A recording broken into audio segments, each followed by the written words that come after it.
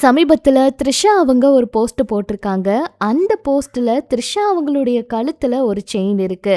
அத பார்த்த ஒரு சிலர் த்ரிஷா அவங்க திருமணம் பண்ணிக்கிட்டாங்களா, இது மலையாளத்துல கட்டுவாங்கல்ல அந்த தாலி தானே அப்படின்னு சொல்லி தேவையில்லாத வதந்திகளை கிளப்பி விட்டுட்டு இருக்காங்க. சமீபத்துல இன்ஸ்டால ரொம்ப ஆக்டிவா இருக்காங்க த்ரிஷா அவங்களும். அடிக்கடி அவங்களோட பெட்டோட தான் வீடியோவை பதிவிடுவாங்க.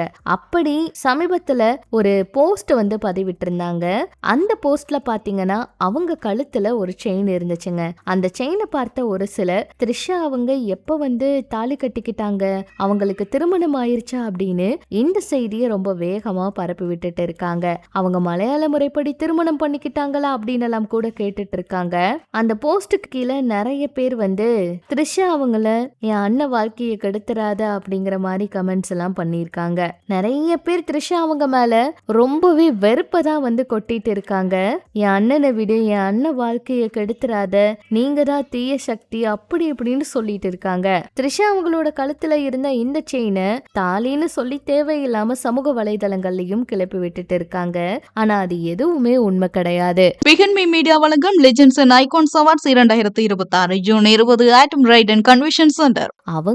அவங்க பாட்டுக்கு இருந்தாலுமே அவங்கள சுத்தின வதந்திகள் மட்டும் ஓயவே மாட்டேதுங்க. சில பேர் அவங்கள ரொம்பவே பேட் வேர்ட்லயும் திட்டிக்கிட்டு இருக்காங்க. இந்த போட்டோக்கு கீழே அவ்வளவு கமெண்ட்ஸ்லயும் அவங்கள ரொம்பவே தேவையில்லாத வார்த்தைகளால திட்டிருக்காங்க. த்ரிஷா அவங்க மறுபடியும் அவங்களோட படத்துல எல்லாம் நடிக்க ஆரம்பிச்சிருக்காங்க. அவங்க கடைசி நடிச்ச கருப்பு படம் கூட பயங்கரமான ஹிட்னு சொல்லலாம். இந்த நேரத்துல இந்த மாதிரி அவங்கள தேவையில்லாம பேசுற ஒரு சிலரும் இருக்காங்க. எதுக்காக இவ்வளவு வெறுப்பா அவங்க மேல கொட்டுறீங்க அப்படின்னு ஒரு சில ஃபேன்ஸ் கேட்டாலுமே அவங்களோட கமெண்ட் செக்ஷன்ல எல்லாமே அவங்கள பயங்கரமா திட்டிக்கிட்டு தான் இருக்காங்க. ஆக மொத்தத்துல அவங்க கழுத்துல கட்டுனது தாலி எல்லாம் எதுவும் கிடையாதுங்க, அது ஒரு செயின் தான். அதை பார்த்து நிறைய பேர் கேரள முறைப்படி இவங்க திருமணம் பண்ணிக்கிட்டாங்க, யாரு மாப்பிள்ள, ரகசிய திருமணமா, இப்படிப்பட்ட செய்திகளை கிளப்புறதெல்லாம் ரொம்பவே அநியாயம். இதெல்லாம் பண்ணவே கூடாது அப்படிங்கறதா இவங்களோட ஃபேன்ஸோட ஒரு கருத்தா இருக்குங்க. த்ரிஷா அவங்க இந்த வயசுலயும் இவ்வளவு இளமையா இருக்காங்க, உங்களுக்கு அழகு குறையவே இல்லை அப்படின்னு எல்லாம் கூட அவங்களோட திறமையும் நடிப்பையும் பார்த்து நிறைய பேர் பாராட்டினாலுமே இந்த வதந்திக்குள்ள சிக்கினதுல இருந்தே அவங்களுக்கு நிறையவே நெகட்டிவான கருத்துக்கள் வந்துட்டு இருக்கு.